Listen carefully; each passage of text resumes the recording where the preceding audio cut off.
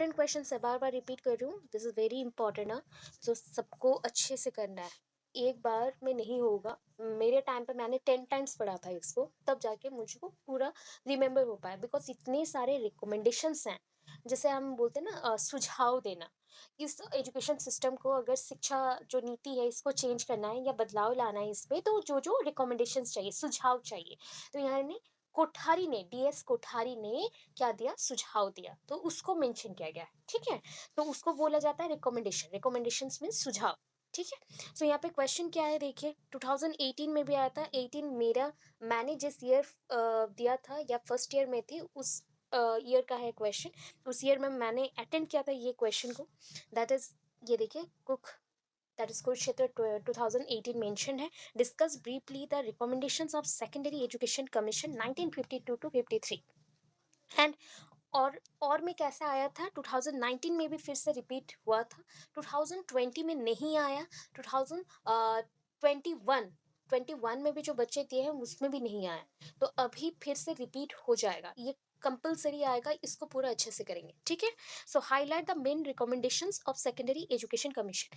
आपको बोला गया हाईलाइट करो या फिर कौन सी चीजों का विवरण दो, दैट इज जो रिकमेंडेशंस हैं, इंपॉर्टेंट रिकमेंडेशंस हैं, इंपॉर्टेंट सुझाव है, उसके बारे में लिखिए।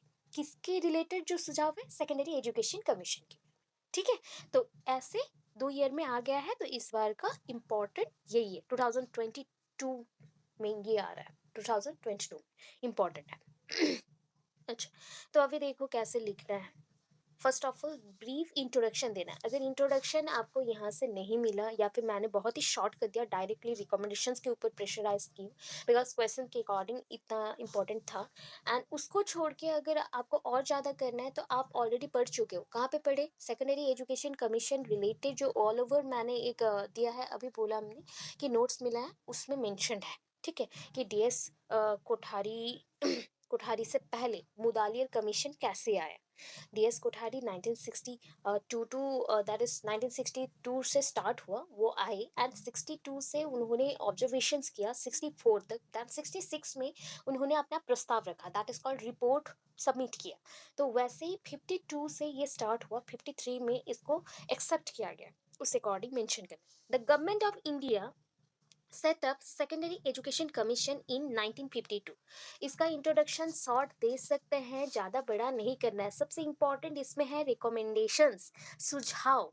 ठीक है, इसके सुझाव के हिसाब से कितना मॉडर्नाइजेशन हुआ, अपलिपमेंट हुआ एजुकेशन सिस्टम का, मतलब एजुकेशन सिस्टम को हमने कैसे बढ़ाया, टीचर्स का सैलरी कैसे बढ़ा, टीचर्स को हम कितना रिस्पेक्ट देते हैं, करिकुलम में क्या चेंजेस आए, जो शिक्षा नीति है और शिक्षा नीति है उसमें क्या क्या परिवर्तन किया गया, दैट इज अ त्रिभाषी और 3 लैंग्वेज सिस्टम्स को लाया गया, या फिर मिडिल स्कूल एज कौन सा होगा, अपर स्कूल एज कौन सा होगा, यूनिवर्सिटी लेवल में कैसे पढ़ाई होगा, ये सारे पॉइंट्स हैं, ये कंपलसरी पॉइंट्स इसमें है, अभी उसी के ऊपर फोकस करना है। तो government of India setup the secondary education, government of India ने क्या किया, सेकेंडरी एजुकेशन कमीशन को प्रोवाइड किया। कब दिया, 1952 में। जो पॉइंट्स बोल रही हूँ फटाफट से अगर लिखने का प्रैक्टिस करना चाहते हैं तो वो भी मेंशन कर सकते हैं, कोई प्रॉब्लम नहीं है। ठीक है, आप लोग मैं बोल रही हूँ एंड आप लोग सुन के भी लिख सकते हो, कोई प्रॉब्लम नहीं है। तो सेकेंडरी एजुकेशन कमीशन गवर्नमेंट के थ्रू इंडिया में कब आया, 1952 में आया, अंडर द चेयरमैनशिप, मतलब किसके थ्रू आया था, ठीक है, किसके थ्रू आया, सो डॉक्टर एल स्वामी मुदालियर, बहुत बड़ा नाम है उनका, तो हम बोल देते हैं एस मुदालियर, और that is called Swami Mudaliar, doctor Mudaliar भी बोल सकते हैं। तो आपको जितना याद रहे उतना लिखे, ज़्यादा इंपॉर्टेंट नहीं है, उनका नाम थोड़ा सा लिख दो चलेगा, दैट इज डॉक्टर मुदालियर भी आप लोग लिख सकते हैं, डॉक्टर एल स्वामी मुदालियर लिख सकते हो, स्वामी मुदालियर भी मेंशन कर सकते हो। ठीक है, then reorientation of aims and objectives, उनका फर्स्ट सुझाव।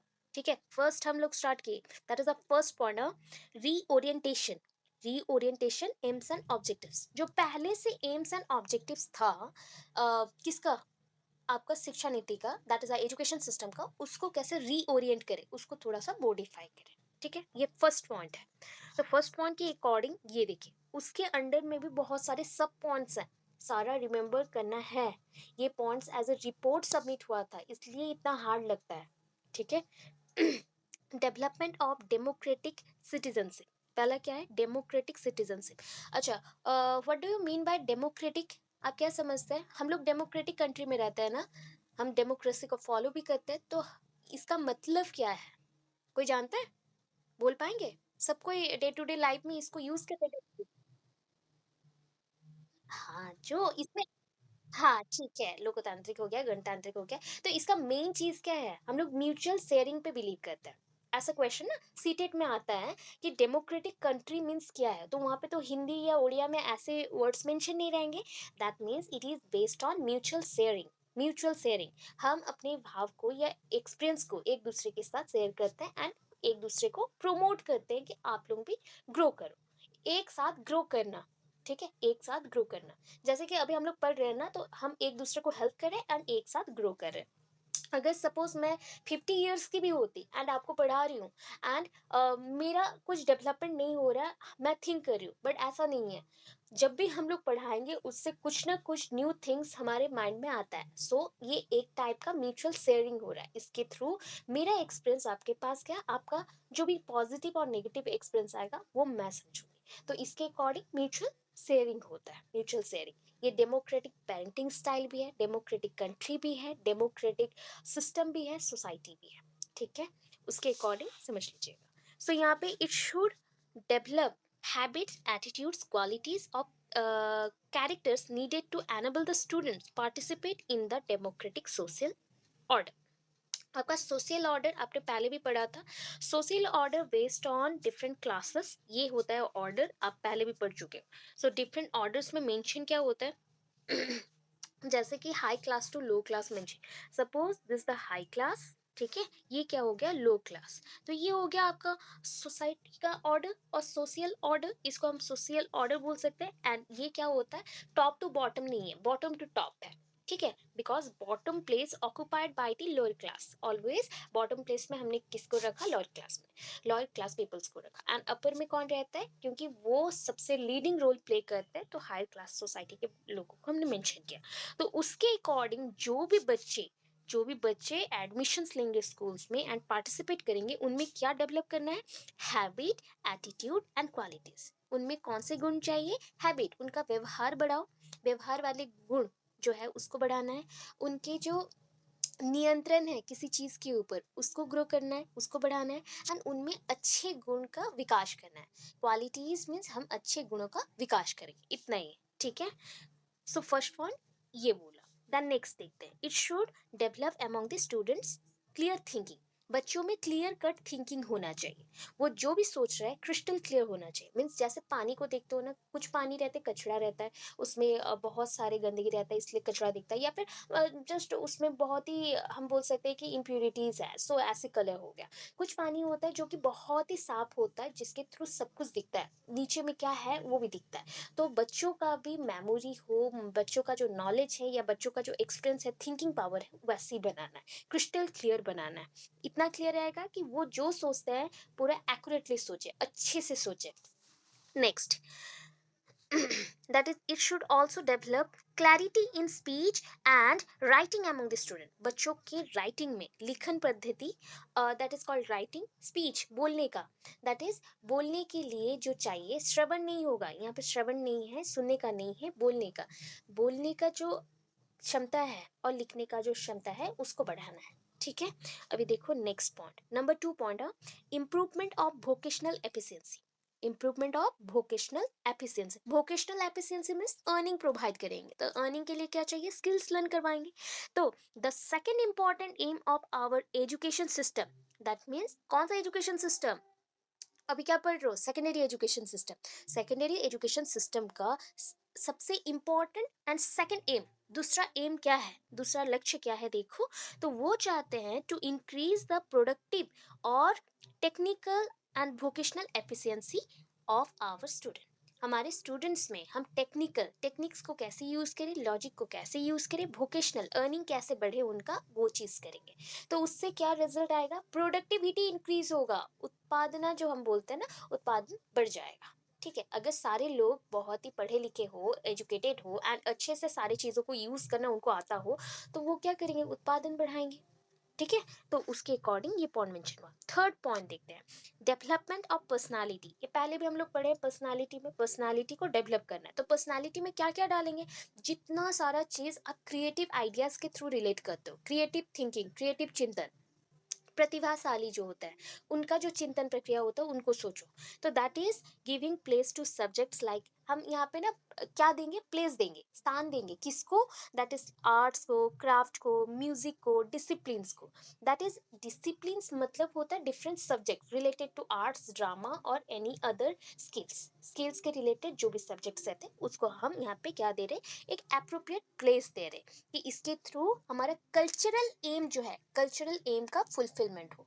दैट मीन्स कल्चरल हेरिटेज, आपके कल्चर में, संस्कृति में जो है आपके ना जो प्रतिभाशाली आप होते हैं, जो प्रतिभाशाली व्यक्ति होता है या प्रतिभाशील व्यक्ति होता है या क्रिएटिव थिंकिंग और क्रिएटिव पर्सनालिटी जिनमें अच्छा है, तो वो क्या थिंक करते हैं, उनके आर्ट के थ्रू उनके कल्चर को बचाते हैं, या उनके सिंगिंग के थ्रू, उनके डांसिंग के थ्रू और डिफरेंट एक्टिविटीज के थ्रू वो अपने कल्चर को बचाते हैं, कल्चरल हेरिटेज को बचाते हैं। तो वही चीज यहाँ पे हम बच्चों में वही पर्सनालिटी को डेवलप करा रहे हैं, उसी व्यक्तित्व को हम यहाँ पे विकास करें। Next, number 4, development of the qualities for leadership.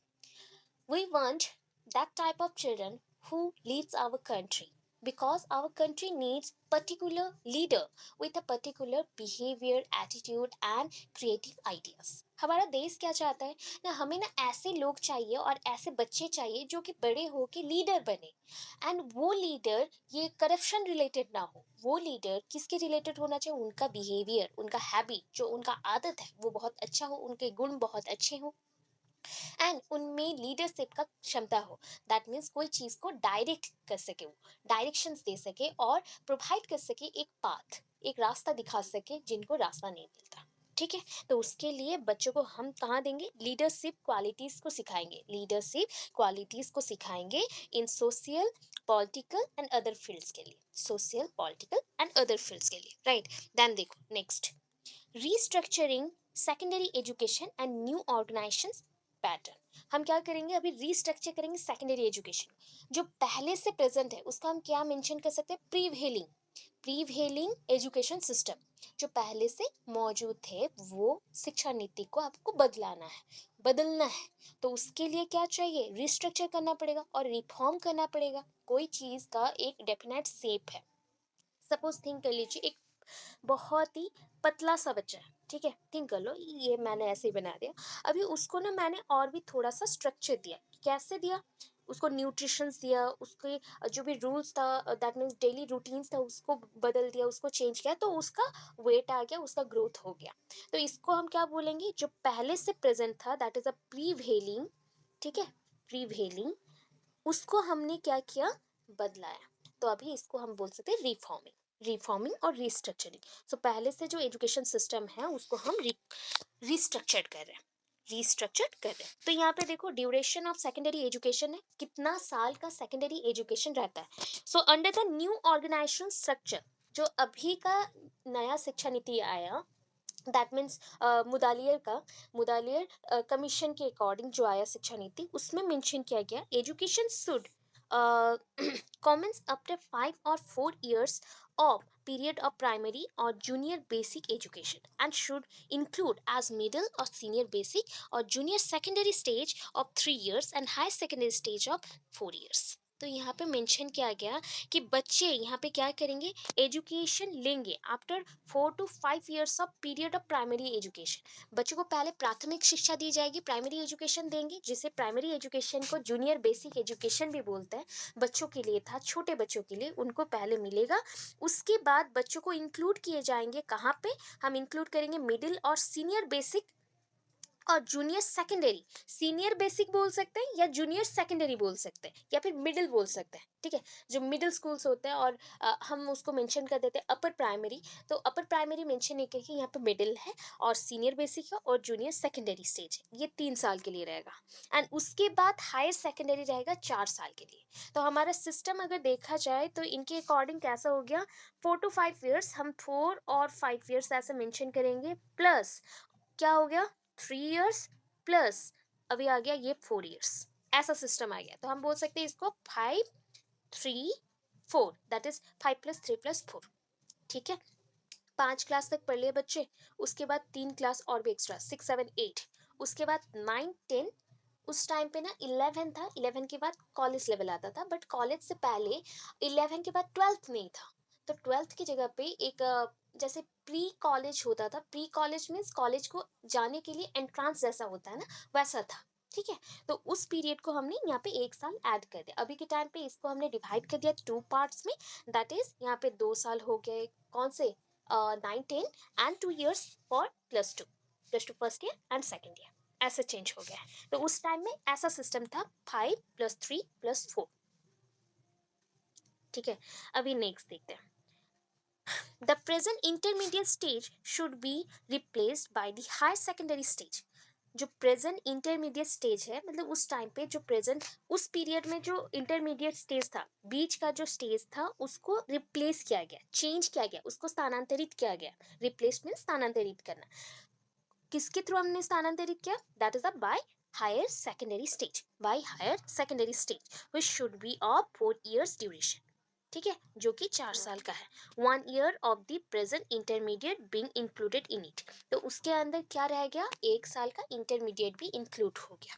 अभी इंटरमीडिएट मीन्स जो आपका 4 साल पहले था ना, 4 को हमने 5 भी पकड़ा, तो वहाँ पे 4 और 5 लिखा गया, दैट मीन्स उसमें से 1 साल मेंशन किया गया। किसमें, ये देखो फिर से मैं आपको मेंशन करती हूँ। 4 और 5 मैंने मेंशन किया था, +3 + 4, ये 4 को छोड़ देते हैं। ठीक है, ये 3 है, तो यहाँ पे 1 चाहिए 4 होने के लिए, तो ये हो गया आपका इंटरमीडिएट, बीच का इंटरमीडिएट स्टेज। तो इससे हम 1 लेते हैं और इसको बना देते हैं क्या, that is a higher secondary stage. Higher secondary stage replaced by the higher secondary stage. ठीक है, इसको थोड़ा बहुत चेंजेस किया गया, क्योंकि इसमें से 1 साल को रिड्यूस करके हमने यहाँ पे चेंज किए, एंड इसमें से जो स्टेजेस थे उसको हमने इंटरमीडिएट स्टेज बना दिया। इंटरमीडिएट स्टेज जैसे बन गया, उसको नाम देने के लिए उनको बहुत प्रॉब्लम हुआ कि इसको हम सेकेंडरी में रखें एंड इसको हायर सेकेंडरी में रखें, या फिर नॉर्मली इसको सेकेंडरी में रखें, इसको हायर सेकेंडरी में रखें। तो ये कन्फ्यूजन को नेक्स्ट दूर किया गया कि ये प्रॉब्लम आया। तो पहला चीज़, 4 साल का बेसिक एजुकेशन दे दो प्राइमरी, देन इंटरमीडिएट को हम चेंज करें, रिप्लेस करें, एंड रिप्लेस करके सेकेंडरी एजुकेशन को लाएं, एंड उसके बाद हायर सेकेंडरी को लेके आए। ऐसा सिस्टम है। सो आपको अगर गलत लगा या फिर आपको कंफ्यूजन हो रहा है कि कैसे लिखे, तो उतना नहीं लिखना है। क्या लिखोगे, 5 + 3 + 4 system, the education should be 5 + 3 + 4 system, इतना मेंशन करने से भी आ जाएगा मार्क। ठीक है, ओके, नेक्स्ट देखिए। Multipurpose schools and vocational schools. Multipurpose schools and vocational schools, मतलब मल्टीपर्पज स्कूल्स क्या होता है, जहाँ पे हम स्किल्स भी सिखाते हैं, एजुकेशन भी देते हैं बच्चों को, एंड प्लस एजुकेशन के साथ डिफरेंट जो नॉन इंस्ट्रक्शनल टास्क होता है। आपके जो टास्क होते हैं ना, जो कि टीचर, एज ए टीचर आप गिवन करते हो, एज ए टीचर आप किसको देते हैं, बच्चों को देते हैं। ठीक है, वो 2 टाइप्स के टास्क होते हैं। एक होता है इंस्ट्रक्शनल टास्क, आईटी हम मेंशन करें इंस्ट्रक्शनल टास्क। दूसरा होता है non instructional task. Non instructional task, instructional task में बच्चों को आप इंस्ट्रक्शन दोगे, जो वो करना चाहे वो नहीं कर सकता, आप जो इंस्ट्रक्शंस दोगे वही करेगा। दैट्स लाइक गुरुकुल सिस्टम, जो टीचर बोलेंगे वही करना है। बट नॉन इंस्ट्रक्शनल टास्क में उनको इंस्ट्रक्शंस नहीं देना है, उनको जो एक्सपीरियंस हो चुका है, जो जो एक्टिविटीज डेली रूटीन के हिसाब से वो परफॉर्म करेंगे। जस्ट लाइक वो गार्डन में जाएंगे, गार्डनिंग करेंगे, प्लांटिंग करेंगे, और जस्ट लाइक गेम खेलेंगे, या फिर एक दूसरे के साथ एक साथ बैठ के लीजर पीरियड को एंजॉय करेंगे। तो ये सारे एक्टिविटीज नॉन इंस्ट्रक्शनल टास्क में आते हैं, एंड ये हो गया इंस्ट्रक्शनल टास्क। ठीक है, जो स्कूल एनवायरनमेंट के अंदर नहीं होता, क्लासरूम एनवायरनमेंट के विद इन होता, वो होता है आपका इंस्ट्रक्शनल टास्क। अच्छा, अभी नेक्स्ट देखते हैं। So, multipurpose schools should be established wherever possible to provide varied courses of interest to the student with diverse aims, aptitudes and abilities. अच्छा, आप क्यों बच्चों को, suppose you opened a new school, आपने एक स्कूल खोला, एंड उसमें different schools में जो एक्टिविटीज होते हैं वो तो रहेंगे, उसके साथ कोर्सेस रखा, वास्ट टाइप्स ऑफ कोर्सेस को रखा। ये जो वास्ट कोर्सेस है, उसके लिए क्या चाहिए, मेनी टाइप ऑफ डिसिप्लिन चाहिए, सब्जेक्ट्स चाहिए, टीचर्स चाहिए। राइट। अभी ये कोर्सेस क्यों आपने रखा? बिकॉज आपने देखा उस सोसाइटी में इस चीज का नीड है। सपोज मैं चाहती हूँ कि मैं एक इंजीनियरिंग स्कूल खोलूँ या इंजीनियरिंग कॉलेज खोलूँ, तो यहाँ पे बच्चे पढ़ने आ रहे हैं। अभी देखा कि बच्चों का इंटरेस्ट है, कुछ लोग आए एडमिशन के टाइम पे, यहाँ पे एमबीबीएस होता है क्या, यहाँ पे बीडीएस होता है क्या, नर्सिंग होता है क्या, ऐसे क्वेश्चन रखे।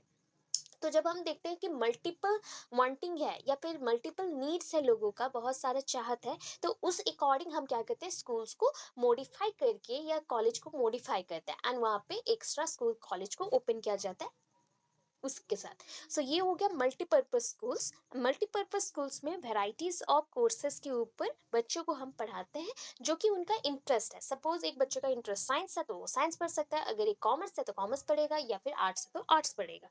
उनके किस चीज के लिए, that is with the diverse aim. उनका जो एम है, हमारा एम्स फिक्स नहीं है। अभी हम लोग ना सारे जॉब में है, टीचिंग में है, बट टीचिंग में भी किसी को नॉर्मली जूनियर टीचर में जाना है, किसी को एक हायर लेवल में जाना है, किसी को केवीएस में जाना होगा, किसी को एनबीएस में जाना होगा। सबका अपना अपना एक लेवल हो गया। उसके साथ कुछ लोग पीएचडी भी कर रहे होंगे, कुछ लोग एमफिल भी करते होंगे। तो अगर सपोज थिंक कि इधर जॉब नहीं मिला तो उधर चल जाएंगे, उधर जॉब नहीं मिला तो इधर आ जाएंगे। तो ऐसा फिक्स नहीं रहता है सबका एम सबका डाइवर्स टाइप है, वेराइटीज है, एंड उसके साथ उनका एप्टीट्यूड एंड एबिलिटीज। हमारे सबका एबिलिटीज सेम नहीं होता, अलग अलग होता है। हमारा जो गुण है सबके अलग अलग है। तो ये सारा डिपेंड करता है आप कौन से टाइप के सब्जेक्ट को ले रहे हो पढ़ने के लिए। तो उसके बाद नेक्स्ट पॉइंट चलते हैं। All states should provide special facility. जितने भी स्टेट्स वहाँ पे प्रोवाइड है उस टाइम पे थे इंडिया में, सारे क्या प्रोवाइड करेंगे, फैसिलिटीज देंगे एग्रीकल्चरल एजुकेशन के लिए।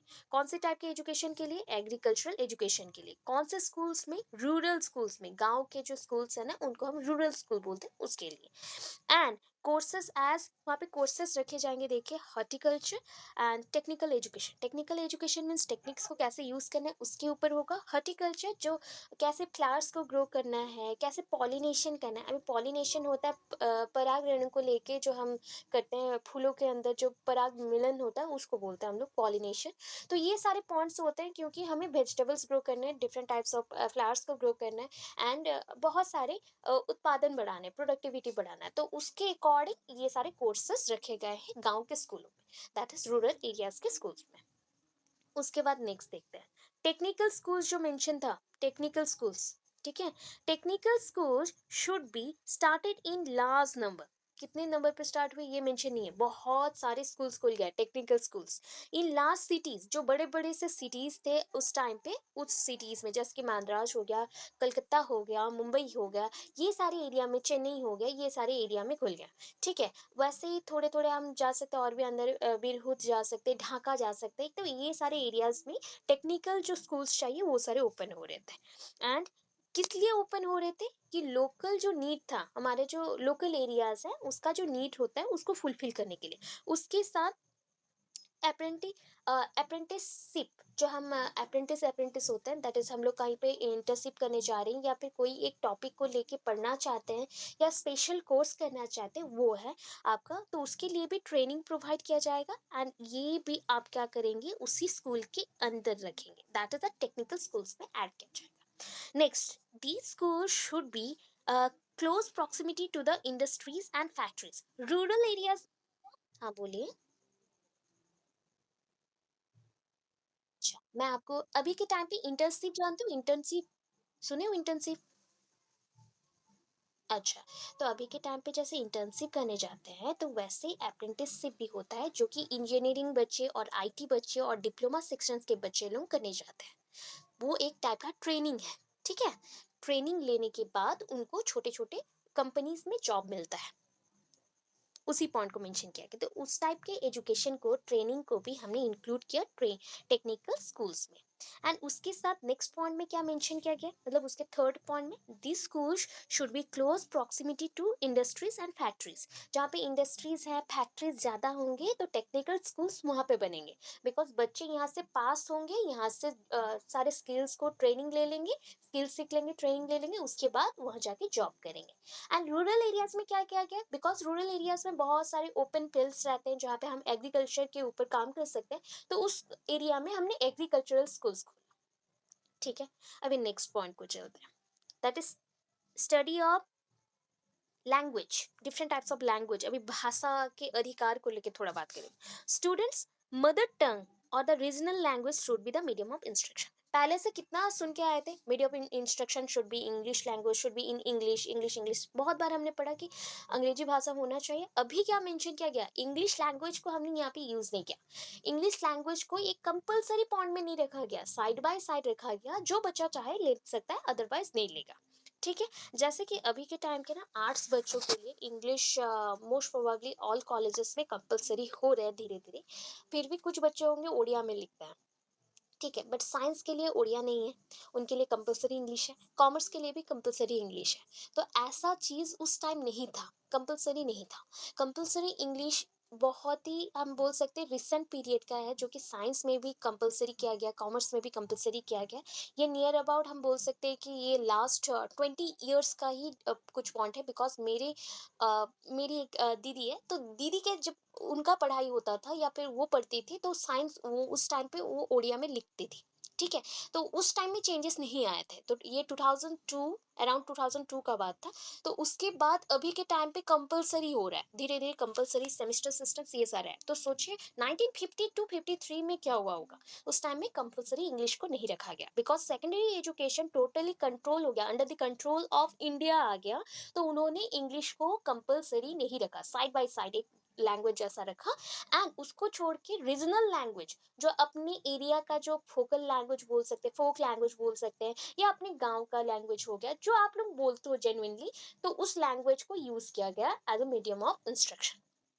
ठीक है, अभी नेक्स्ट पॉइंट देखते हैं, curriculum and textbook. Curriculum and textbook कैसा होना चाहिए? करिकुलम एट सेकेंडरी स्टेज में secondary school level, secondary stage should be diversified, बहुत सारे वेराइटीज में होंगे, जिसमें क्या क्या रहेंगे, कौन से सब्जेक्ट से देखिए।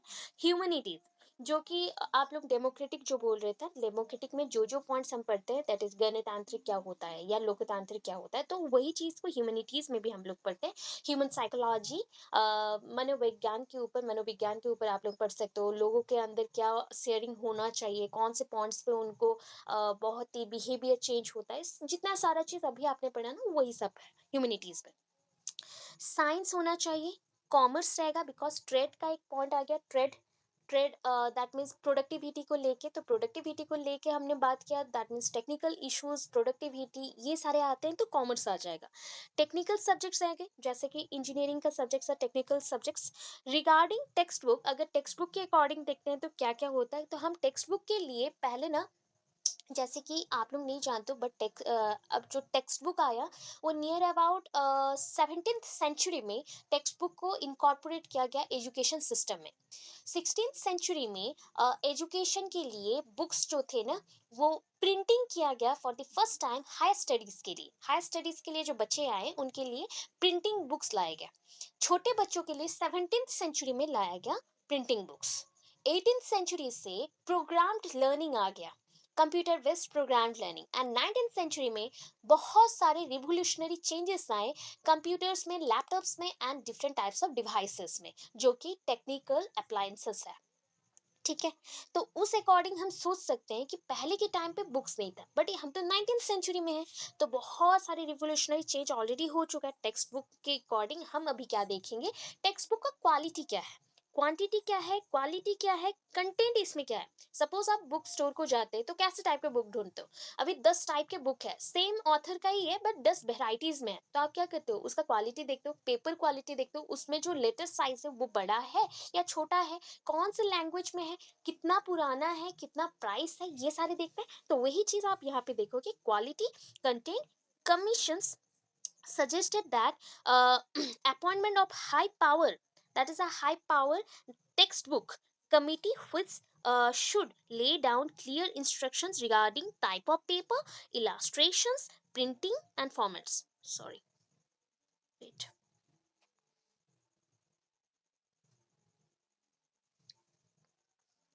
Okay. So printing and आपका फॉर्मेट्स। सो यहाँ पे हम किस किस चीज़ पे बात करेंगे ना, एक तो पहले ये सारी चीज़ों को देखने के लिए एक ऑर्गेनाइजेशन चाहिए, तो उसके लिए भी एक छोटा सा कमेटी बन गया। कौन सा कमेटी है, यहाँ पे देखिए, high power text book committee, high power text book committee. ठीक है, high power text book committee. इस कमेटी ने क्या किया ना, ये इन्होंने चेक किया कि उनको इंस्ट्रक्शंस दिया गया था, क्या चेक करेंगे, वो पेपर क्वालिटी चेक करेंगे, कौन से टाइप के पेपर्स हैं, इलास्ट्रेशंस मींस एक्सप्लेनेशंस कैसा है, कैसा लिखा गया है, एक जो दो लाइन है, दो लाइन के अंदर कितना गैप है, ये सारा चेक करेंगे, प्रिंटिंग चेक करेंगे, प्रिंटिंग क्वालिटी क्या है, फॉर्मेट कौन से पैटर्न में प्रिंट किया गया है, तो ये सारे पॉइंट्स को चेक किया जाएगा, एटसेट्रा मेंशन है। इतना क्लियर है? यस और नो? फटाफट बोलिए। तो अच्छा ठीक है। Okay, dynamic methods of teaching. अभी देखो टीचिंग्स में हम डायनेमिक मेथड्स ना आप लोग कितने वैरायटीज के जानते हो, मैंने आपको तो ओनली कुछ कुछ बोलती हूँ, that is a demonstration method है, लेक्चरिंग मेथड है, एक्सप्लेनेशन मेथड है, मैं दो तीन बोली, बट ऑलमोस्ट 50+ मेथड्स हैं।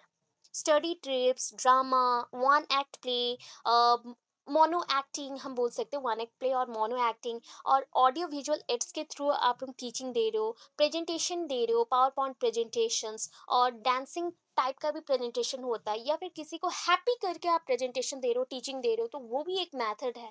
Lecturing method, lecturing cum demonstration method, demonstration method, then explanation method, study trip method, और आप बोल सकते हो लेबोरेटरी मेथड। अभी field trip method means field में जाके जो लोग सर्च करते हैं, सर्वे करते हैं, वो सर्वे मेथड्स भी आप लोग बोल सकते हो। तो ऐसे करके मैंने कुछ पॉइंट्स बोले, तो ये आप सेकंड ईयर में पढ़ेंगे कि आपके पास ऑलमोस्ट 50+ मैथड्स हैं, उसमें से आप लोग कुछ पढ़ते हो जो कि फॉर्मल नॉन फॉर्मल होके अगेन डिवाइडेड है। ठीक है, सो ये सारे मेथड्स हैं, तो इस मेथड्स को इनकॉर्पोरेट किया गया उस टाइम से। Self effort by the student should be encourage. अगर बच्चे सेल्फ एफर्ट दिखाते, self effort means learning by doing, खुद से बच्चे करेंगे, एफर्ट्स लगा रहे खुद से, खुद पढ़ना चाहते हैं, तो ये हो गया learning by doing. Self efforts by the student should be encourage, हम वहाँ पे एनकरेज करेंगे, अगर बच्चा कोई खुद से पढ़ना चाहता है तो हम उसको एनकरेज करेंगे, मोटिवेटेड करेंगे। Group spirit should be developed by giving opportunities to the student, हम क्या करेंगे, टीम वर्क देंगे। ग्रुप्स एक्टिविटीज और ग्रुप स्पिरिट कब बढ़ता है, जब टीम वर्क करते हैं, टीम में काम करेंगे, बच्चों को एक जस्ट एक टॉपिक दे दो, एंड उस गिवन टॉपिक के ऊपर वो कुछ पॉइंट्स बताएंगे, या फिर कुछ लिख के दिखाएंगे, या फिर कोई एग्जीबिशन में पार्ट लेंगे उसी टॉपिक रिलेटेड, तो उनका ग्रुप स्पिरिट बढ़ेगा। दैट मीन्स वो एक टीम जैसा काम करेंगे, टीम वर्क कैसे करना है, बड़े होके कैसे ऑफिस में काम करना है उनको पता चलेगा। देन नेक्स्ट आता है डिसिप्लिन। अच्छा, डिसिप्लिन क्या होता है, ये नॉर्मली एक ऑर्गेनाइज्ड मैनर में प्रेजेंटेशन देना, एक ऑर्गेनाइज्ड वे में कोई चीज को प्रेजेंट करना, कोई चीज को दर्शाना, तो उसको हम बोलते हैं डिसिप्लिन। ठीक है, आपका एक बुक आप पकड़ लो, कोई भी बुक को आप डिसिप्लिन बोल सकते हैं, आपके लाइफ को आप डिसिप्लिन नहीं बोल सकते, बिकॉज आप एक पर्टिकुलर टाइम पे एवरीडे नहीं उठते हो, आप एक पर्टिकुलर टाइम पे खाना एवरीडे नहीं खाते हो, कुछ लोगों का लाइफ एवरीडे के लिए फिक्स्ड रहता है, तो उसको हम बोल सकते हैं डिसिप्लिन। अगर डिसिप्लिन कोई जगह एक पर्टिकुलर रूल फॉलो किया जाए तो उसको डिसिप्लिनरी रूल्स बोल सकते हो, या फिर डिसिप्लिनरी सिस्टम्स बोल सकते हैं। ठीक है, वैसे यहाँ पर डिसिप्लिन आया तो it should be the responsibility of the teachers to educate people about character. सबसे बड़ा डिसिप्लिन क्या है हमारे लाइफ का, कैरेक्टर। अगर आप एक टीचर हो के कुछ पढ़ाते नहीं है, ठीक है, कुछ मत पढ़ाओ, एक बच्चे को अच्छा कैरेक्टर कैसे देना है, या फिर उसका कैरेक्टर को आपने ठीक कर दिया, that means you are a good teacher, you are an excellent teacher, आप एक एक्सीलेंट टीचर हो। ठीक है, आप एक फैसिलिटेटर हो, एक ड्राइवर हो, एक पाथवे दिखाने वाले हो, ऐसा कोई हो। ठीक है, आप बोल सकते हो हिंदी में पथ प्रदर्शक, वैसा टाइप का वर्ड्स आएगा यहाँ पे। So it should be the responsibility of the teacher, ये टीचर्स का रेस्पॉन्सिबिलिटी है कि वो एजुकेट करे बच्चों को उनके कैरेक्टर के बारे में। इट ऑल्सो एम्फसाइज्ड, ऑल्सो किस चीज के ऊपर एम्फसाइज करेंगे, मतलब हम लोग फोकस करेंगे, इसको बोलते हैं हम गुरुत्व देना, दैट मीन्स कौन से पॉइंट में निर्दिष्ट एक पॉइंट के ऊपर हम क्या करें, गुरुत्व दे रहे हैं। So it also emphasised upon the establishment of personal contact between teacher and people. ये सबसे बड़ा इंपॉर्टेंट चीज़ है, अभी के टाइम में भी बहुत जगह ड्यू टू ऑनलाइन सिस्टम ये रिड्यूस्ड हो रहा है धीरे धीरे, बट ये बढ़ना चाहिए टीचर एंड पीपल्स के अंदर, स्टूडेंट्स के अंदर ना, जो आपका शिक्षक है या शिक्षिका है उनके साथ बच्चों का एक रिलेशनशिप अच्छा होना चाहिए, उनके अंदर कम्युनिकेशन रहना चाहिए, उनके अंदर जो एक गैप है उसको रिड्यूस करना चाहिए। वो केयर करेंगे बच्चों को, बच्चे केयर करेंगे टीचर के लिए, टीचर को एज अ फैमिली मेंबर बच्चा रखना चाहिए, वैसे ही टीचर भी अपने बच्चों जैसा उनको थिंक करना चाहिए। तो ये चीज़ उस कंसेप्ट को और भी ज़्यादा एक पॉइंट देता है कि एम्फसाइज़ यहाँ पे होना चाहिए, तब जाके एक टीचर अच्छे से पढ़ा पाएगा। Okay, guidance and counseling, it advocated the need of education guidance and counseling to the student by the educational authorities. Suppose for the first time हमने कहीं पे एडमिशन लेने को चाहा, तो आप क्या करते हो? जैसे कि आप लोगों के एग्जांपल्स को ही देखते हैं। आप लोग बीएड में एडमिशन ले रहे हो, ठीक है? तो सपोज आप जा रहे हो कहीं पे बीएड के लिए पूछने के लिए, तो वहाँ पे जाते हैं, पहले बुक्स क्या है, कैसे पढ़ाई होता है, कितना खर्चा होता है, सब कुछ पूछते हैं। तो ये भी वन काइंड ऑफ गाइडेंस है, ठीक है? गाइडेंस है कि आपको गाइडेंस मिला कि हाँ, ये बात आपके लाइफ के लिए एक अच्छा चीज़ है, तो टर्निंग पॉइंट है, इसके थ्रू आपका लाइफ का कुछ अच्छा होगा। तो ये गाइडेंस है, वन काइंड ऑफ यहाँ पे गाइडेंस हम मेंशन कर सकते हैं। ऐसे गाइडेंस बहुत वैराइटीज़ के हैं। काउंसलिंग भी डिफरेंट वेज़ में हो सकता है। काउंसलिंग में क्या होता है ना, एक टीचर हो सकता है या एडमिनिस्ट्रेटिव सेक्शन का कोई भी मेंबर हो सकता है या फिर हायर अथॉरिटीज़ के कोई भी मेंबर हो सकते हैं, जो कि बच्चों के कहीं पे प्रॉब्लम है, बेसिक इश्यूज़ हैं एंड उसको सॉल्व करें। सपोज़ आप में से, मैं कॉलेज में पढ़ाती हूँ, तो वहाँ पे बहुत सारे ऐसे साइंस के बच्चे हैं जिनका अभी एज चेंज हो रहा है, ड्यू टू एज चेंज वो थिंक कर रहे हैं। Age change means just like आप थिंक कर सकते हैं कि उनका माइंड थोड़ा सा डेविएट हो रहा है, अलग वे पे चल रहा है। तो उनको क्या बताना है कि नहीं, तुम गलत कर रहे हो, तुम्हारा ये लाइन होना चाहिए, तुम इमोशनली थिंक कर रहे हो बट प्रैक्टिकली थिंक करोगे तो ये मिलेगा। तो ये होता है काउंसलिंग। ये वन काइंड ऑफ प्रोसेस है काउंसलिंग। आप गाइड कर रहे हो उनकी लाइफ को। यहाँ पे ओनली क्या करते हैं, गाइड करते हैं हम लोग कुछ एम तक। एम के लिए फिक्स कर दिया, बस हो गया, आपका रोल फिनिश्ड। बट काउंसलिंग जब होता है, टिल उसके एम जब तक उसका फुलफिल नहीं हो जाता तब तक चलता है, ठीक है? सो यहाँ पे इसी पॉइंट को मेंशन किया गया कि यहाँ पे जो हायर अथॉरिटीज के कोई मेंबर होंगे या एजुकेशनल इंस्टीट्यूशन में जो भी होंगे, वो स्टूडेंट्स को गाइडेंस एंड काउंसलिंग प्रोवाइड करेंगे। एग्जामिनेशन एंड इवालुएशन, इवालुएट करना, कोई चीज को आकलन करना। हाँ बोलिए। हाँ सर, वो काउंसलिंग। हम्म।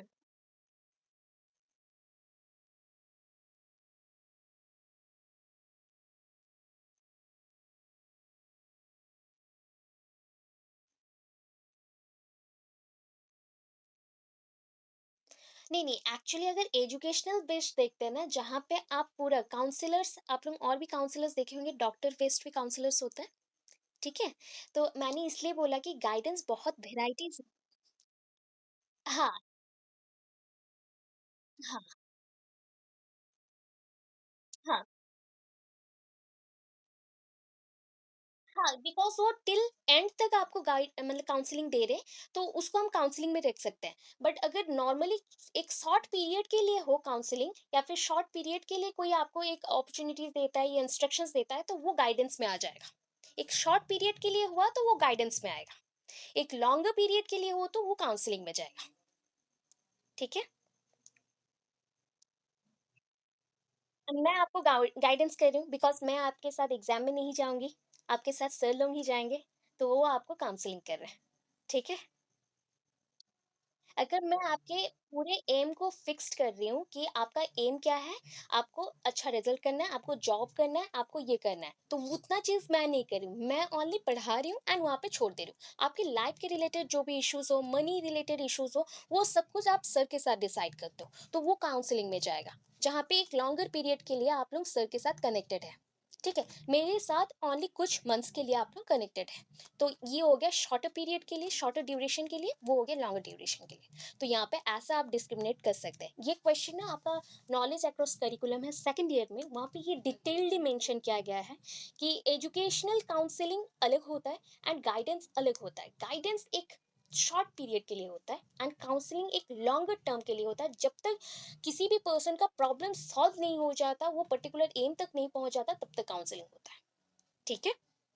अच्छा, सो नेक्स्ट चलते हैं examination and evaluation. So it said that weightage should be given to the internal test and school records of the people. Normally in school हम लोग मेंटेन क्या करते हैं, स्कूल रिकॉर्ड्स। सपोज एक बच्चे को आप ओरली टेस्ट करो, तो there are different types of test materials, बहुत सारे टेस्ट मटेरियल्स हैं। अभी इसको क्या बोलते हैं पता है? टीएलएम। याद रखिए टर्म्स को, that is TLM. TL M, that is teaching learning material। Teaching learning material, TLM, ठीक है, टीचिंग लर्निंग मैटर। सो जब भी हम किसी भी बच्चे को जज करते हैं, सपोज आप लोगों को मैं टेस्ट कर रही हूँ, ठीक है, तो यहाँ पे मैं टेस्ट बहुत वेराइटीज का कर सकती हूँ। आइदर मैं फॉर्मेटिव टेस्ट कर सकती हूँ या फिर समेटिव टेस्ट कर सकती हूँ। तो that is called formative evaluation, submissive evaluation. अभी इवैल्यूएशन और टेस्ट को हम क्या कर सकते हैं, परीक्षण विधि कर सकते हैं या आकलन विधि कर सकते हैं। विधि मीन्स मेथड, आकलन करना दैट मीन्स अनुमान लगाना, इवैल्यूएट करना, या फिर वैल्यूएशन देना, मतलब वैल्यू देना, आपके टेस्ट को मैंने वैल्यू दिया। अभी फॉर्मेटिव में क्या होता है कि ये ड्यूरिंग द सेशन हो सकता है। सपोज आपको जो बीच बीच में मैं क्वेश्चन आस्क करती हूँ ना, ये फॉर्मेटिव है। मैं पढ़ा रही हूँ, जब तक मैं पढ़ाऊंगी उसके बीच एक एक क्वेश्चन मैं आस्क करूंगी, हाँ ये समझ आया, यस, ये समझ आया तो ये बताओ। तो ये जो हो गया ये फॉर्मेटिव है, ठीक है। सबमिटिव क्या होता है, सम करते चले, आज आपको ये पढ़ाया गया, कल आपको ये पढ़ाया गया, परसों आपको ये पढ़ाया गया। After completion of this chapter और टास्क पूरा हो गया एंड आपका सेशन का एंड आ गया, सेशन का एंड आ गया, एंड ऑफ द ईयर हो गया या सेशन एंड होने वाला है, तब आपको अगर मैं टेस्ट करूं तो वो होता है समेटिव टेस्ट। सम किया गया, बड़ा सा एक हमने एग्जाम लिया, बड़ा एग्जाम जब होता है उसको हम समेटिव बोलेंगे। जब छोटे छोटे पार्ट में होता है, जस्ट लाइक ओरल टेस्ट और written test, but pencil paper test, MCQs और मल्टीपल चॉइस या फिर शॉर्ट एक लॉन्ग क्वेश्चन का टेस्ट, ऐसा टाइप का हुआ, देन हम मेंशन करेंगे उसको फॉर्मेटिव। हाँ क्या बोले सर, कुछ बोले? हाँ, वाइवा भी हो जाए। वाइवा भी आपका शॉर्टर ड्यूरेशन में आता है, वो ओरल टेस्ट में ही जाता है, तो वो भी आपका क्या हो जाएगा, फॉर्मेटिव में आ जाएगा। तो ऐसे छोड़ के भी और भी बहुत सारे असेसमेंट प्रोसेसेस हैं, उसको आप लोग पढ़ोगे पेडागोजी में। तो ये सारे टेक्निक्स को हमने यूज किया किस में, इंटरनल टेस्ट में। बच्चों को अगर टेस्ट करना हो ना तो इंटरनल टेस्ट किया जाता है। इंटरनल टेस्ट क्या होता है कि आपको एक शॉर्ट पीरियड के लिए हम क्या करेंगे, कुछ टॉपिक्स देंगे, 10 दिन के लिए आपको पढ़ा दी, उसके बाद टॉपिक्स दे दी, उसके बाद एग्जाम ले जाओगे 20 मार्क्स का या 30 मार्क्स का, जो आपका नॉर्मली आप लोग एग्जाम दे के आए हैं वही है इंटरनल। सो हम ये स्कूल लेवल में भी करते हैं, तो इसको अभी के टाइम में असाइनमेंट्स भी दिया जाता है इसमें, या फिर छोटे मोटे MCQs टेस्ट होते हैं इसके अंडर में। तो ये सारे पॉइंट इंटरनल टेस्ट में आएंगे। एंड स्कूल रिकॉर्ड्स मेंटेन करना इसके अकॉर्डिंग, सपोज अभी इस मंथ पे फरवरी में एग्जाम हुआ, बच्चों का एग्जाम किया, तो बच्चों का एग्जाम मैंने किया 100 मार्क्स का, तो 100 इज द टोटल मार्क, उससे मुझे मिल गया 80 मार्क्स, ठीक है। फिर मार्च में अगेन करेंगे, सारे बच्चों का ऐसे रिकॉर्ड्स रहता है, 100 मार्क्स, 100 से वो रखा अगेन 56। तो ऐसे करके जब लास्ट आता है, सबमिटिव टेस्ट भी होता है, सबमिटिव टेस्ट के साथ ये चीज़ों को हम क्या करते हैं, ग्रेडिंग सिस्टम में ऐड करते हैं इसके साथ। तो ये हो गया स्कूल रिकॉर्ड्स। स्कूल रिकॉर्ड्स के अकॉर्डिंग अगर सपोज कोई एक बच्चा का तबीयत खराब है या कुछ है, तो उसको हम ऐड करते हैं मार्क्स को एंड उसको पास करवाते हैं। तो ये सारा सिस्टम उसी टाइम पे ऐड किया गया। उसके बाद नेक्स्ट देखते हैं एडमिनिस्ट्रेशन एंड फाइनेंस। फंड्स मिलेंगे, फाइनेंस दिया जाएगा, सपोर्ट करेंगे हम लोग अभी। तो secondary education commission always mention करिएगा कि सेकेंडरी एजुकेशन यहाँ पे SEC है। SEC means secondary education commission. Question में आ सकता है direct, write about the recommendations of SEC, shortcut दिया, तो याद रखना पड़ेगा कि SSC होता है secondary education commission, then IC आता है Indian education commission, then next आता है आपका इंडियन एजुकेशन कमीशन को कोठारी कमीशन भी हम बोलते हैं। NPE आता है, that is a national policy on education, ठीक है। POE आता है प्रोग्राम ऑफ एक्शन। और भी शॉर्ट्स हैं बट इस यूनिट के लिए इतने हैं, ठीक है। अच्छा, एडमिनिस्ट्रेशन एंड फाइनेंस के अकॉर्डिंग ये देखिए यहाँ पे स्ट्रांगली एम्फेसाइज किया गया है किस पॉइंट के ऊपर, recognition should be given on clearly defined condition. Clearly defined condition बोलने से that means suppose you are the leader of a school, एक स्कूल के आप लीडर हो, ठीक है। You are not a headmaster और the principal of the school, आप स्कूल के प्रधान नहीं हो, प्रधान शिक्षक जो आप मेंशन करते हैं, या हेडमास्टर बिल्कुल भी नहीं है, आप ऑथोरिटी में हाई लेवल पे है, ठीक है। एक एडमिनिस्ट्रेटिव सेक्शन के आप डिपार्टमेंट के लीडर हैं। तो आप क्या करेंगे स्कूल के लिए, आप फंड्स इकट्ठा करेंगे। फंड्स कैसे इकट्ठा करेंगे और फाइनेंस कैसे आपको सपोर्ट मिलेगा फाइनेंशियल, आप पहले देखोगे कि रनिंग कंडीशन कैसा है, रनिंग स्कूल का कंडीशन कैसा है, स्कूल जो चल रहा है तो उसका कंडीशन कैसा है। अगर कंडीशन अच्छा है तो फाइनेंस कब आएगा, अगर कंडीशन बुरा है उसको रिकंस्ट्रक्ट करना है या रिस्ट्रक्चरिंग करना है तो फाइनेंस उसके अकॉर्डिंग हम मेंशन करेंगे, तो उसी के अकॉर्डिंग मेंटेनेंस होगा, ठीक है। अच्छा, नेक्स्ट पॉइंट देखिए जो कि यहाँ पे और रिटन नहीं है, तो आपके बुक में मेंशन है, आपके बुक में भी मेंशन है, या फिर मैंने दूसरे बुक से दिए हैं, पॉइंट्स रहेगा। हाँ बोलिए, फटाफट बोलो, बोलो।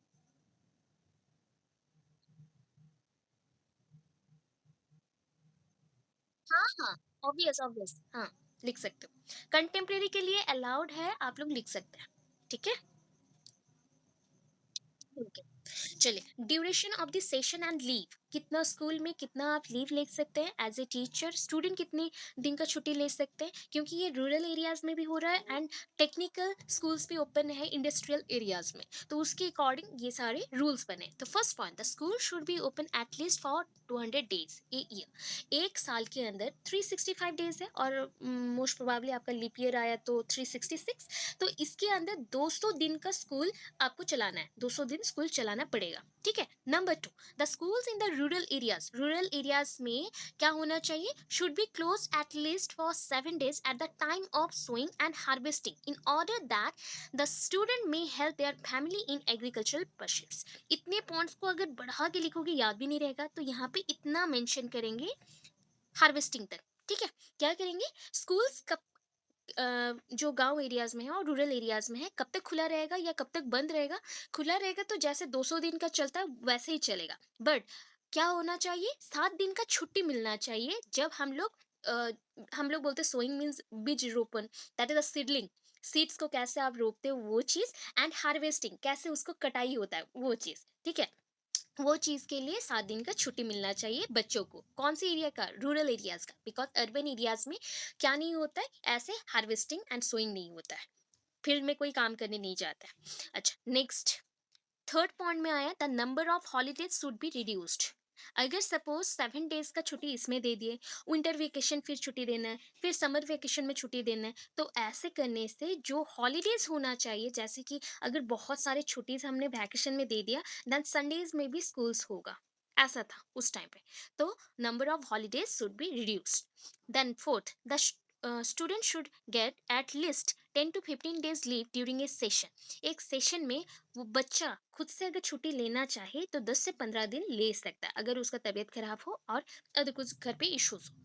The summer vacation should be for 2 months, 2 months के लिए समर वैकेशन रहेगा, जैसे नॉर्मली हमारे यहाँ पे रहता है 2 मंथ्स के लिए, अभी का 2 इयर्स का छोड़ दीजिए, बट प्रीवियस वैसा था, 2 मंथ्स का छुट्टी रहता था, वैसे ही रहेगा।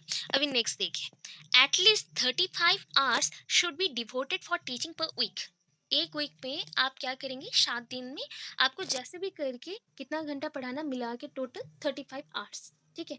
तो उस अकॉर्डिंग एक दिन में अगर आप 4 घंटा पढ़ाते हो तो ये कम हो जाएगा, तो आपको एटलीस्ट 5 घंटा या 5.5 एन आवर पढ़ाना है, 5.5 आवर। सो इसके अकॉर्डिंग क्या हो जाएगा, 36 मैक्सिमम से, मैक्सिमम आप और भी ज़्यादा कर सकते हैं, बट मिनिमम में एटलीस्ट 35 आवर्स होना चाहिए 7 दिन के अंदर। The principal should be empower to decide about local holidays and school hours. अभी प्रिंसिपल के पास और एक क्या मिला, रिस्पॉन्सिबिलिटीज है, वो और एक रिस्पॉन्सिबिलिटी कैरी कर रहा है, क्या कैरी कर रहा है कि वो चाहे तो डिसाइड कर सकता है कि लोकल हॉलीडेज, अभी लोकल जैसे कि अगर उड़ीसा में है, जैसे उड़ीसा में April 1 आया, तो हम उसको बोलते हैं कि यहाँ पे उत्कल दिवस है तो उसको छुट्टी दे दो, तो ये तो उड़ीसा के लिए हुआ ना, टोटल इंडिया में तो छुट्टी नहीं हुआ। तो वो चीज़ है कि लोकल बॉडीज के पास या लोकल बॉडीज के पास, जैसे गवर्नमेंट है, लोकल गवर्नमेंट, तो वो जैसे कंट्रोल करता है, वैसे ही एक स्कूल में जो हेडमास्टर है या फिर प्रिंसिपल है, एडमिनिस्ट्रेटर्स है, वो कंट्रोल कर सकता है लोकल हॉलीडेज के ऊपर, स्कूल आवर्स के ऊपर, कि ये 35 आवर्स का होगा, 40 आवर्स का होगा या 20 आवर्स का होगा, वो डिसाइड करेंगे। देन अरेंजमेंट ऑफ बिल्डिंग्स, तो ये पॉइंट्स ना आप क्या करोगे, 2-3 पॉइंट्स मैक्सिमम से मैक्सिमम लिखेंगे, जो आपको इजी लगता है, रिमेंबर कर सकते हो उतना करके छोड़ देना। School building should be away from the hub and noise of cities. School building कहाँ पे होना चाहिए, जैसे कि लोग घर पे रहते हैं तो वहाँ पे क्या होता है, बहुत सारे लोग अगर एक घर पे रहते हो तो बहुत आवाज़ होता है ना, तो वैसे ही जहाँ पे बहुत पॉपुलेशन ज़्यादा है उस एरियाज में स्कूल नहीं होना चाहिए। स्कूल एक खुले ओपन एनवायरनमेंट पे होना चाहिए, जहाँ पे नॉइज ऑफ सिटीज, मतलब सिटीज के जो नॉइजेस हैं, जो साउंड पोल्यूशन है, वो ना रहे, इतना मेंशन करेंगे।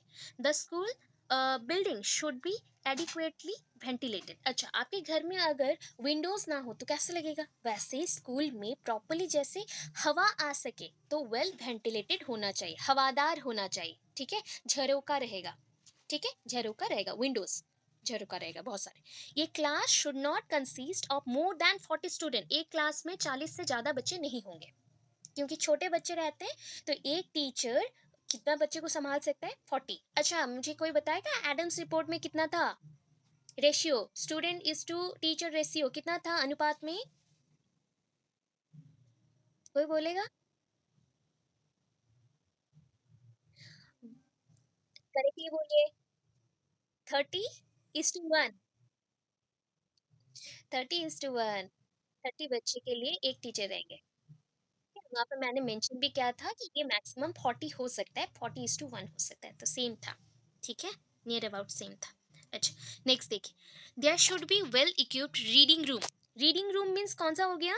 पढ़ने के लिए अच्छा रूम होना चाहिए, तो ये ऑलमोस्ट हम बोल सकते हैं क्लासरूम को छोड़ के रीडिंग रूम होगा, तो ये हो गया लाइब्रेरी। लाइब्रेरी अच्छा होना चाहिए, ठीक है, इतना ही मेंशन करेंगे। वहाँ पे बहुत सारे मैगजीन्स होंगे, पीरियोडिकल्स होंगे, न्यूज़पेपर्स होंगे, वो सब और मेंशन नहीं करना, इतना याद रखने से बहुत एनफ है। Then next, there should be proper desk and chair in the school. बहुत सारे chair and desk proper manner में होना चाहिए, इतना लिख सकते हैं, 5 पॉइंट, और ज़्यादा नहीं लिखना है, 5 पॉइंट एनफ है, बहुत सारा हो गया। अभी देखो विजुअल एड्स कैसे यूज करते हैं, मैंने पहले भी मेंशन किया विजुअल एड्स। तो आपके जो एड्स होते हैं ना, वो होता है कि हेल्पिंग मटेरियल, हेल्पिंग मटेरियल और द टीचिंग मटेरियल को हम क्या बोलते हैं? एड्स बोलते हैं। ठीक है, जो कि एडिटिव नेचर शो करता है, that means extra extra help करता है बच्चों को। ठीक है, बच्चों में नॉलेज इंपार्ट करने के लिए जो एक्स्ट्रा हेल्प करे उसको हम एड्स बोलते हैं। अभी विजुअल एड्स है, जो हम देख के पढ़ सकते हैं और जिसे देख के हम कोई चीज सीख सकते हैं, वो होता है विजुअल। ठीक है, विजुअल एड्स। अभी विजुअल एड्स में क्या होगा? जस्ट लाइक ब्लैक बोर्ड्स रहेंगे, या यहाँ पे different types of unlimited possibilities में हम क्या देंगे? नॉलेज प्रोवाइड कर सकते हैं, क्योंकि उस टाइम पे तो मोबाइल फोन्स नहीं थे जो बच्चे यहाँ पे मोबाइल्स में देख के पढ़े। तो ब्लैक बोर्ड्स होंगे, व्हाइट बोर्ड्स होंगे, ऐसा हो सकता था, या फिर स्लेट्स होंगे, यही सारा मटेरियल था। या फिर ओपन एनवायरनमेंट हो सकता है, तो यहाँ पे क्या है? The development of new types of visual aids provide unlimited possibilities for the people to obtain knowledge of the different occupations open to them at different stages of their educational ladder.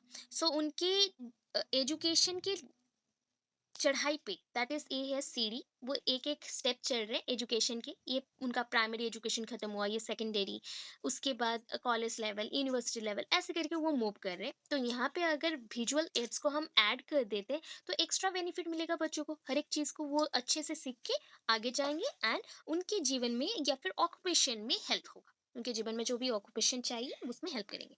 तो इतना ही mention करना है और ज़्यादा नहीं करना है, यहाँ तक मेंशन करेंगे। ठीक है, नेक्स्ट देखिए, establishing experimental and demonstration schools. Experimental, इसी टाइम पे क्या है ना, यही होता है सीटेट का क्वेश्चन।